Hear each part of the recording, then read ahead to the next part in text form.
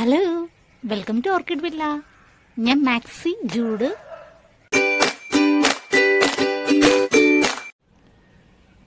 കുറച്ച് ദിവസമായിട്ടോ ഞാൻ വീഡിയോസ് ഇടാതിരിക്കുന്നത്. അത് ഒന്ന് ഹോസ്പിറ്റലൈസ്ഡ് ആകേണ്ടി ഒന്ന് എനിക്ക് റെസ്റ്റും എല്ലാ കാരണങ്ങളൊക്കെ കൂടി ആയതുകൊണ്ടാണ് എനിക്ക് വീഡിയോസ് ഇടാൻ പറ്റാണ്ട് വന്നത്.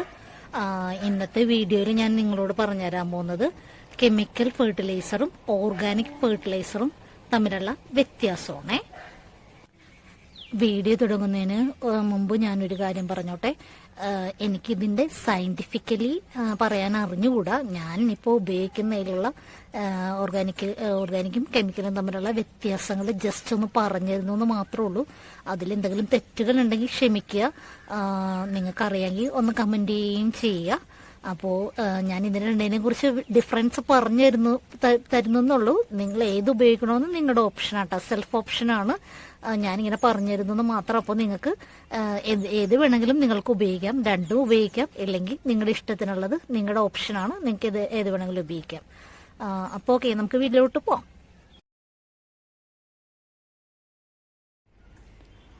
ഓർഗാനിക് ഫെർട്ടിലൈസേഴ്സ് എന്ന് പറയുന്നത് നമ്മൾ വീടുകളിൽ ഉണ്ടാക്കുന്ന വളത്തെയാണ് കേട്ടോ.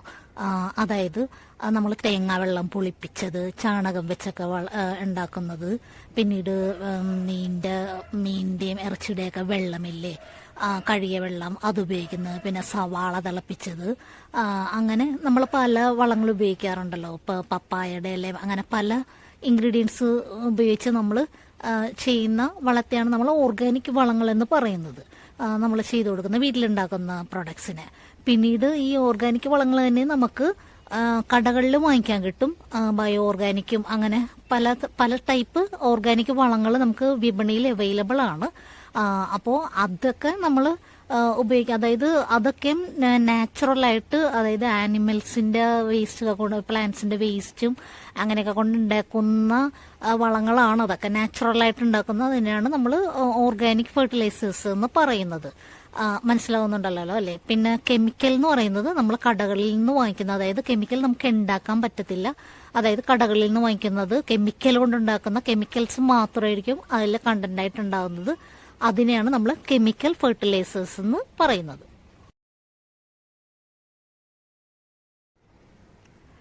നമ്മുടെ പ്ലാന്റിൽ നമ്മൾ ഓർഗാനിക് ഫെർട്ടിലൈസേഴ്സ് ആണ് ഉപയോഗിക്കുന്നതെങ്കിൽ പ്ലാന്റ് വളർന്നു വരാനും ഫ്ലവർ ഉണ്ടാകാനൊക്കെ ഒരു ചെറിയ കാലതാമസം ഉണ്ടാവും. വലുതായിട്ടില്ല, എന്നാലും ഒരു ചെറിയൊരു കാലയളവ് വരും.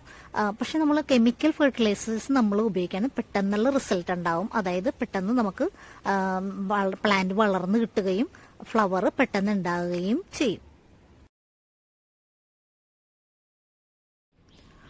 ഓർഗാനിക് ഫെർട്ടിലൈസേഴ്സ് നമുക്ക് കൂടുതൽ അളവിൽ നമ്മുടെ പ്ലാന്റിൽ അപ്ലൈ ചെയ്യേണ്ടി വരും.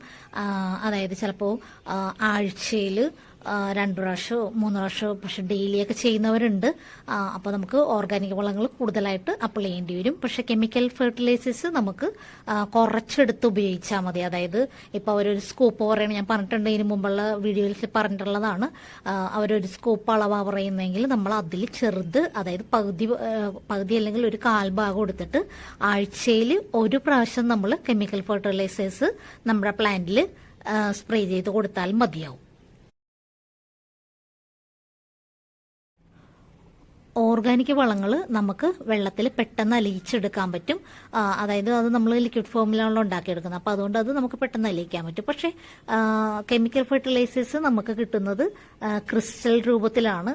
അപ്പോൾ അതൊന്ന് വെള്ളത്തിൽ അലിയിക്കാനായിട്ട് നമുക്ക് കുറച്ച് സമയമെടുക്കും.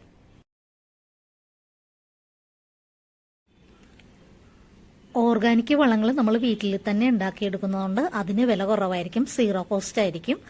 പക്ഷെ കെമിക്കൽ ഫെർട്ടിലൈസേഴ്സ് നമ്മൾ പുറത്തുനിന്ന് വാങ്ങിക്കുന്നതുകൊണ്ട് അതിന് കുറച്ച് വില വരാനുള്ള സാധ്യത കൂടുതലാണ്.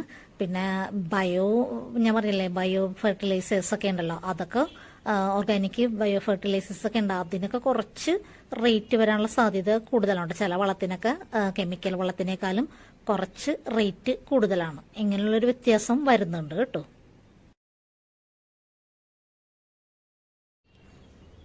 ഓർഗാനിക് വളങ്ങളിൽ പൂർണ്ണമായും നാച്ചുറൽ ആയിട്ടുള്ള കണ്ടൻസ് ആണ് അടങ്ങിയിരിക്കുന്നത്.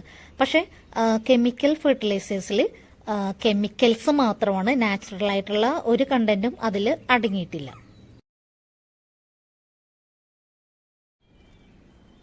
ഓർഗാനിക് വളം നമ്മൾ എത്ര ഉപയോഗിച്ചാലും സൈഡ് എഫക്ട്സ് ഉണ്ടാകാനുള്ള സാധ്യതയില്ല. പക്ഷെ കെമിക്കൽ ഫെർട്ടിലൈസേഴ്സ് നമ്മൾ കൂടുതലായിട്ട് ഉപയോഗിക്കാതിരിക്കുക. ആഴ്ചയിൽ ഒരു പ്രാവശ്യമായിട്ട് ഉപയോഗിച്ചാൽ മതി. അത് കൂടുതലായിട്ട് ഉപയോഗിച്ചാൽ ചിലപ്പോൾ സൈഡ് എഫക്ട്സ് ഉണ്ടാകാനുള്ള സാധ്യത കൂടുതലാണ്.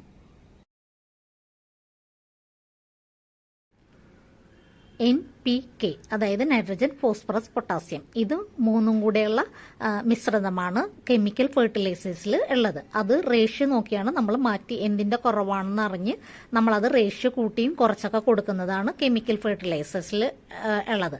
അതുകൊണ്ട് അതിന് ന്യൂട്രീഷ്യൻസ് കൂടുതലാണ്. നമ്മുടെ പ്ലാന്റിന്റെ വളർച്ചയ്ക്കും ഫ്ലവർ ചെയ്യാനൊക്കെ NPK അത്യാവശ്യമാണ്. പക്ഷേ ഓർഗാനിക് ഫെർട്ടിലൈസേഴ്സിൽ NPKയുടെ അളവ് കുറവായിരിക്കും.